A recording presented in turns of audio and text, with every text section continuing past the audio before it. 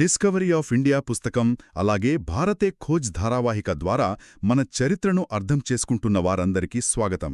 ఈరోజు మనం 13వ భాగంలోకి అడుగుపెడుతున్నాం. అవును, అశోకుడు ప్రస్థానం మొదటి భాగం. రండి కలిసి ఈ ప్రయాణం చేద్దాం. అశోకుడు అనగానే మనందరికీ గుర్తొచ్చేది శాంతి, ధర్మం, అహింస. అవును, ఆ సింహాల రాజముద్ర, ఆ ధర్మచక్రం. సరిగ్గా. కాని మనం ఈరోజు చూడబోయేది ఆ అశోకుణ్ణి కాదు. అస్సలు కాదు. సింహాసనం కోసం ఎంత దూరమైనా వెళ్లడానికి సిద్ధపడిన ఒక యువరాజు కథ ఇది. అంటే ధర్మాశోకుడిగా మారకముందు చండాశోకుడుగా ఎందుకు పిలవబడ్డాడో అర్థం చేసుకునే ప్రయత్నమిది. సరిగ్గా ఇక్కడే అసలు కథ మొదలవుతుంది. ఈ భాగం మనల్ని చక్రవర్తి కాకముందు అశోకుడి ప్రపంచంలోకి తీసుకెళ్తుంది. ఇది కేవలం ఒక రాజు కథ కాదు.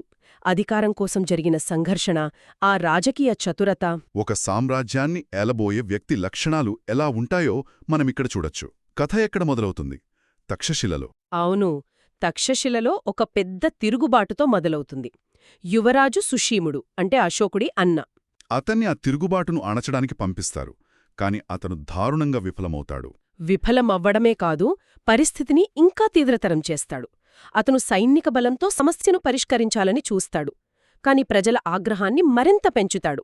అప్పుడు అశోకుడు రంగంలోకి దిగుతాడు. కాని ఇక్కడ ఆసక్తికరమైన విషయమేంటంటే అతను సైన్యంతో వెళ్లడు. అదే కదా అసలు పాయింటు. ఎలాంటి రక్తపాతం లేకుండా కేవలం తన మాటలతో, దౌత్యంతో శాంతిని నెలకొల్పుతాడు. ఇది కేవలం ఒక విజయం కాదు, ఇది మౌర్యుల రాజసభలో ఒక పెద్ద చర్చకు దారితీసింది. ఆ ఇద్దరు యువరాజుల మధ్య ఉన్న తేడాను అందరికీ స్పష్టంగా చూపించింది. సుషీముడు బలాన్ని నమ్మితే అశోకుడు బుద్ధిని నమ్మాడు. కాని నాకిక్కడొక సందేహం. అశోకుడు ఇంత పెద్ద విజయం సాధించినా తండ్రి బిందుసారుడు అతన్ని మెచ్చుకున్నట్టుగా అనిపించదు. పైగా అతన్ని రాజధానికి దూరంగా ఉజ్జయినికి గవర్నర్గా పంపిస్తాడు. ఇది అశోకుడికి ఒక రకంగా అవమానం కదా, తన ప్రతిభను గుర్తించనట్టేనా? ఒక రకంగా చూస్తే అవుననే అనిపిస్తుంది. అది సుషీముణ్ణి అంటే పెద్ద కొడుకునే సంతృప్తిపరచడానికి తీసుకున్న నిర్ణయం. ఓ అలాగా? కాని రాధాగుప్తుడు వంటి రాజకీయ వ్యూహకర్తలు దీన్ని మరోలా చూస్తారు. ఇది శిక్ష కాదు, ఒక రకమైన శిక్షణ. శిక్షణ? ఎలా? పాటలీపుత్రలోని కుట్రల నుండి అతని దూరంగా ఉంచడం ఒకటి. రెండవది, ఒక ప్రావిన్సును స్వయంగా పరిపాలించే అనుభవాన్ని ఇవ్వడం. అంటే తనకంటూ ఒక స్వంత పరిపాలనా వ్యవస్థను, మద్దతుదారులను నిర్మించుకోవడానికి ఇదొక సువర్ణావకాశమన్నమాట. అంటే పాటలీపుత్రానికి దూరంగా ఉండటం అతనికొక విధంగా మేలు చేసిందనమాట. ఇక ఉజ్జయిని విషయానికి వస్తే అక్కడ అతని ముందొక క్లిష్టమైన సమస్యొస్తుంది. అవును, ఆ భూవివాదం. బౌద్ధ సంఘం వారు ఒక విహారం కట్టుకోవడానికి ప్రభుత్వ భూమునడుగుతారు.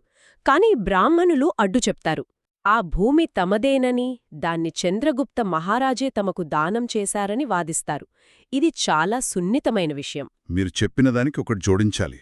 ఇది కేవలం ఒక భూ వివాదం కాదు, అప్పటి సామాజిక మార్పులకు అద్దం పడుతుంది. సరిగ్గా. ఒకవైపు సాంప్రదాయ బ్రాహ్మణ వర్గం, వారిది పాత అధికారం. మరోవైపు కొత్తగా ఎదుగుతున్న బౌద్ధ వర్తక వర్గం, వారిది కొత్త శక్తి. ఈ రెండింటినీ సమన్వయం చెయ్యాలి. అశోకుడు ఇక్కడ కేవలం న్యాయం చెప్పలేదు, తన రాజకీయ చతురతను ప్రదర్శించాడు. మరి అతను ఎలా పరిష్కరించాడు? ఎవరినీ నొప్పించకుండా చేయడం సాధ్యమేనా? అతను అదే చేశాడు. బ్రాహ్మణుల హక్కును గౌరవించాడు. ఆ భూమి వారిదేనని ఒప్పుకున్నాడు. అదే సమయంలో బౌద్ధుల ప్రాముఖ్యతను గుర్తించి వారికి విహారం కోసం అంతకంటే మంచి ప్రదేశంలో మరో భూమిని కేటాయించాడు. అద్భుతం. రెండు వర్గాలు సంతృప్తి చెందాయన్నమాట. అవును. ఈ సంఘటన ద్వారానే అతను ఇద్దరు ముఖ్యమైన వ్యక్తులను కలుస్తాడు. ఒకరు బౌద్ధ వ్యాపారవేత్త శ్రేష్ఠి సుప్రియార్. రెండవది అతని కుమార్తె దేవి. దేవి పాత్ర ఇక్కడ్నుండి కథను పూర్తిగా మలుపు తిప్పుతుంది. వాళ్ల సంభాషణల ద్వారా అశోకుడికి బౌద్ధమతంలోని తాత్వికతతో పరిచయం ఏర్పడుతుంది. అది కేవలం మతం కాదని, సమానత్వాన్ని, ఆత్మగౌరవాన్ని ఎలా ప్రోత్సహిస్తుందో ఆమె వివరిస్తుంది కదా. అవును, అది అశోకుణ్ణి చాలా ప్రభావితం చేస్తుంది. ఎందుకంటే అతను యువరాజే అయినా పట్టపురాణి కుమారుడు కాకపోవడం వల్ల రాజసభలో అతనికి పూర్తి గౌరవం దక్కదు. నిజమే. సుషీముడితో పోలిస్తే తనను కొంచెం తక్కువగా చూస్తారనే భావన అతనిలో ఉండేది. సో బౌద్ధలోని సమానత్వ భావన అతనికి వ్యక్తిగతంగా కూడా కనెక్ట్ అయింది. అయితే ఈ తాత్విక చర్చలు జరుగుతున్నప్పుడే పాటలీపుత్రం నుండి ప్రమాదం వస్తుంది. అవును, ఆ హత్యాయత్నం. సుషీముడి అనుచరులు పంపిన ఒక హంతకుడు అశోకుడిపై దాడి చేస్తాడు. అశోకుడు చాకచక్యంగా బయటపడతాడు. కాని ఆ తర్వాత అతను స్పందించిన తీరు నన్ను ఆశ్చర్యపరిచింది. చెప్పండి. అంతకుముందు దేవి పట్ల, బౌద్ధం పట్ల అంత ఆసక్తి చూపించిన వ్యక్తి ఇప్పుడు ఇంత నిర్దాక్షిణ్యంగా వ్యవహరించాడు. కుట్రలో భాగమైన సేనానాయకుడు చంద్రసేనుడికి వెంటనే మరణశిక్ష విధించాడు. ఇది అతని వ్యక్తిత్వంలోని ద్వంద్వ స్వభావాన్ని మనకు చూపిస్తుంది. దేవి క్షమించమనడుగుతుంది, అయినా అతను వినడు. రాజద్రోహానికే శిక్ష మరణమే అని చాలా కఠినంగా, నిశ్చయంగా తేల్చి చెప్తాడు. ఇది మనకు ఏం చెప్తుందంటే, అశోకుడికి తన లక్ష్యం పట్ల పూర్తి స్పష్టత ఉంది. అంటే అతను ఒకవైపు సౌమ్యుడు, తాత్వికుడు కావచ్చు, కాని తన అధికారానికి ముప్పు వాటిల్లినప్పుడు అతను ఎంత కఠినమైన నిర్ణయమైనా తీసుకోవడానికి వెనుకాడడు. భావోద్వేగాలే కంటే రాజ్యనీతికే అతని మొదటి ప్రాధాన్యత. ఈ సంఘటనతో ఉజ్జయినిలో అతని జీవితం ప్రశాంతంగా సాగదని అర్థమవుతుంది. ఇంతలోనే రాజు బిందుసారుడు అనారోగ్యంతో ఉన్నాడనే వార్తొస్తుంది. ఇక్కడి నుండి అసలు రాజకీయ నాటకం వేగం పుంజుకుంటుంది. మంత్రి రాధాగుప్తుడు అశోకుడికి ఒక రహస్య సందేశం పంపుతాడు. ఆ సందేశం ఒక హెచ్చరిక. రాధాగుప్తుడు చాణక్యుడి వారసుడు లాంటివాడు. అతను అశోకుడికి స్పష్టంగా చెప్తాడు, ఏమని? ఇక శాంతియుత మార్గాలు పనిచేయవు. సింహాసనం కోసం యుద్ధం తప్పదు. నీకంటూ ఒక స్వంత సైన్యాన్ని సిద్ధం చేసుకో, వర్తక వర్గాల మద్దతు కూడగట్టుకో అని. ఇది రాచరికపు చదరంగంలో ఒక కీలకమైన ఎత్తుగడ. ఈ సలహా అందుకున్న వెంటనే అశోకుడు వేసిన అడుగు ఇంకా ఆసక్తికరంగా ఉంటుంది. దేవిని వివాహం చేసుకోవటం. అవును, అతను శ్రేష్ఠి సుప్రియార్తో మాట్లాడి అతని కుమార్తె దేవీని వివాహం చేసుకోవాలనుకుంటున్నట్లు చెప్తాడు. అంటే ఇది కేవలం ప్రేమ కాదా, అదొక రాజకీయ ఎత్తుగడా? ఖచ్చితంగా.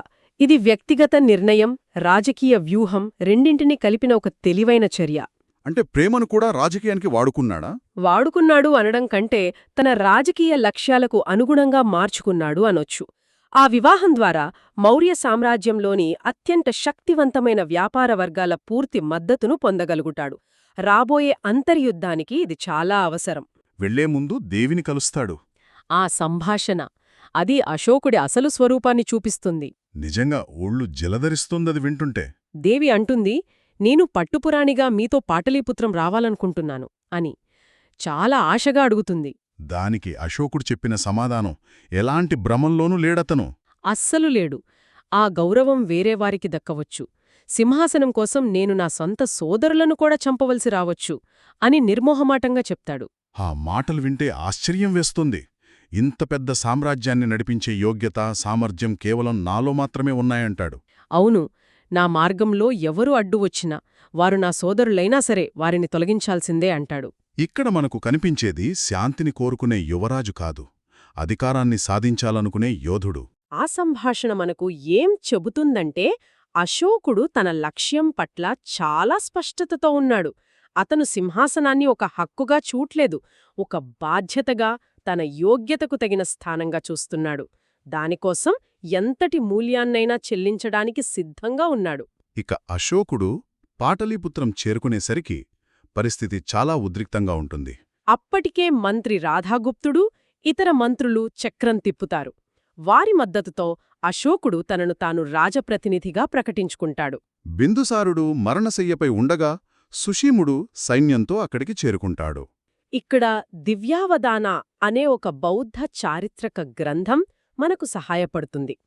దాని ప్రకారం బిందుసారుగు సుషీముడిని రాజుగా చెయ్యాలనుకున్నా మంత్రులందరూ అశోకుడికే మద్దతిచ్చారు. చరిత్రకారులు అన్నదమ్ముల మధ్య దాదాపు 4 ఏళ్లపాటు అంతర్యుద్ధం జరిగిందని నమ్ముతారు. అవును, భీకరమైన యుద్ధం. కాని ఈ ధారావాహికలో ఆ సంఘర్షణను చాలా నాటకీయంగా ఒకే ఘట్టంలో చూపించారు. అశోకుడు సుషీముడిని నగరంలోకి ఆహ్వానించి రాధాగుప్తుడితో కలిసి పన్నిన ఒక కుట్ర ద్వారా అంతమొందిస్తాడు. ఆ కందకంలో వేడి బొగ్గులు వేసి అతను అందులో పడి చనిపోయేలా చేస్తారు. ఇది యుద్ధం కన్నా కుట్రలా ఉంది. అది అశోకుడి పద్ధతి. ముఖాముఖి యుద్ధం కంటే వ్యూహంతో శత్రువును దెబ్బతీయడాన్ని నమ్ముతాడు. ఇలా అతను తన మార్గంలో ఉన్న అతిపెద్ద అడ్డంకిని, తన అన్న సుషీముడిని తొలగించుకుంటాడు. కాని అతని పోరాటం అక్కడితో ముగియలేదు. అవును, రాధాగుప్తుడు నీ మార్గంలో ఉన్న పెద్ద ముళ్ళు తొలగిపోయింది అన్నప్పుడు అశోకుడు ఇంకా ముళ్ల కంపలే ఉన్నాయి అంటాడు. అంటే తన మిగతా సోదరులను కూడా అణిచివేసే వరకు తాను విశ్రమించినని స్పష్టం చేస్తాడు. బౌద్ధ గ్రంథాల ప్రకారం అతను తన 79 మంది సోదరులను చంపాడనొక కథనముంది. అది అతిశయోక్తి కావచ్చు, కాని తీవ్రమైన రక్తపాతం జరిగిందనడంలో సందేహం లేదు. ఇలా అశోకుడు తన తెలివితేటలతో, రాజకీయ చతురతతో అవసరమైనప్పుడు క్రూరంగా వ్యవహరించి పాటలీపుత్ర సింహాసనాన్ని కైవసం చేసుకున్నాడు. ఈ భాగం ముగిసేసరికి మనకొక విషయం చాలా స్పష్టంగా అర్థమవుతుంది. అశోకుడు కేవలం అదృష్టం వల్ల రాజు కాలేదు. కాదు, అతను అధికారాన్ని ఒక లక్ష్యంగా పెట్టుకుని చాలా ప్రణాళికాబద్ధంగా, కొన్నిసార్లు కనికరం లేకుండా కూడా వ్యవహరించి దాన్ని సాధించాడు. సరిగ్గా ఇది మనం తర్వాత చూసే శాంతికాముకుడైన అశోకుడికి పూర్తి భిన్నమైన చిత్రం. ఖచ్చితంగా. ఇక్కడే మనకు ఒక ప్రశ్న తలెత్తుతుంది. సింహాసనం కోసం తన సొంత సోదరులనే అంతమొందించడానికి సిద్ధపడిన ఈ యువ అశోకుడికి కళింగ యుద్ధం తర్వాత శాంతి, అహింస మార్గాన్ని ప్రపంచానికి బోధించిన ధర్మాశోకుడికి మధ్య ఉన్న వ్యత్యాసం ఆలోచింపజేస్తుంది. ఒక వ్యక్తిలో ఇంతటి పరివర్తన ఎలా సాధ్యమైంది? ఈ ప్రయాణంలోని తర్వాతి ఘట్టమేమిటి అనే ప్రశ్నతో ఈ విశ్లేషణను ముగిద్దాం.